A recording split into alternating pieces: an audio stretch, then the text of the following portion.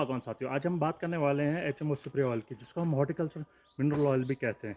ये highly refined mineral oil होता है जो कि हम बागों में स्प्रे करते हैं। तो ये कब किया जाता है? ये हम डोरमेंसी में, जब विंटर सीजन आता है, जब प्लांट्स डोरमेंसी में चले जाते हैं, जब लीव्स नहीं होते, तब हम इसको स्प्रे करते हैं। तो इसका बेनिफिट क्या है? इसका बेनिफिट ये है कि जितने भी पेस्ट्स होते हैं या फिर इंसेक्ट्स होते हैं, जो भी यहाँ पर लेयर्स पे होते हैं, प्लांट्स के लेयर्स पे होते हैं, वो इनको नष्ट कर देता है। इनका जो ये पॉइजन नहीं होता, ये पॉइजनस नहीं होता है, बट ये एक टेक्निकल काम करता है इसमें।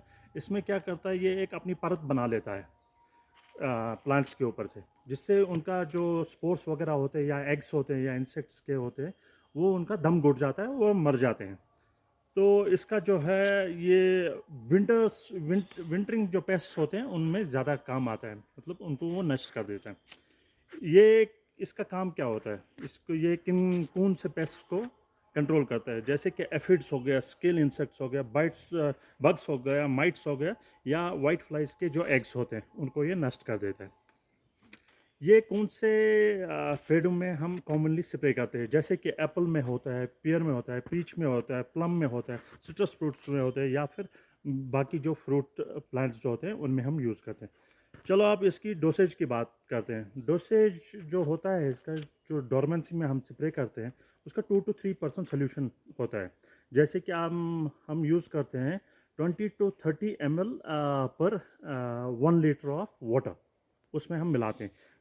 जैसे कि कश्मीर में हमारा सिस्टम है, टफ़ का सिस्टम है। एक टफ़ होता है 100 लीटर्स का, उसमें हम यूज़ कर सकते हैं 2 to 3 लीटर्स ज़्यादा इफेक्टिव के लिए। कुछ लोग कम भी यूज़ करते हैं, कुछ लोग 1 लीटर ही इसमें डालते थे 100 लीटर्स में, और कुछ लोग 2% का बनाते हैं, कुछ लोग 3% का बनाते हैं। दैट मीन्स वो उनकी अपनी अपनी चॉइस होती है। और जितना भी प्रीवियस ईयर में जो प्लांट्स को उसमें पेस्ट होते हैं या फिर कोई बीमारी होती है, उसके हिसाब से हम इसमें डोसेज का यूज़ करते हैं। इसका जो बेस्ट टाइम जो स्प्रे करने का होता है वो विंटर डॉर्मेंसी में होता है, या फिर अर्ली बर्ड ब्रेक से होता है। जैसे कि बर्ड ब्रेक यूजुअली हमारे यहाँ पर होता है मार्च टू अप्रैल में, उससे पहले हम इसको स्प्रे कर सकते हैं।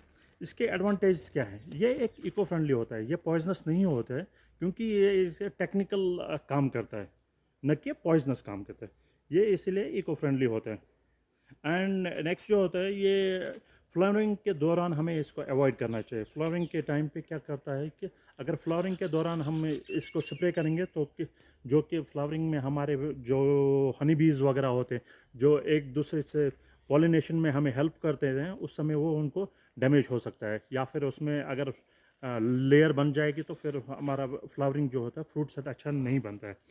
तो और इसको हमें एक चीज़ का ध्यान रखना चाहिए कि जब टेम्परेचर ज़्यादा हाई हो, उसमें हमें इसमें स्प्रे नहीं करना चाहिए। और यूजुअली हमें इसको स्प्रे करना चाहिए मॉर्निंग आवर्स में या इवनिंग आवर्स में, कि न कि हीट आवर्स में।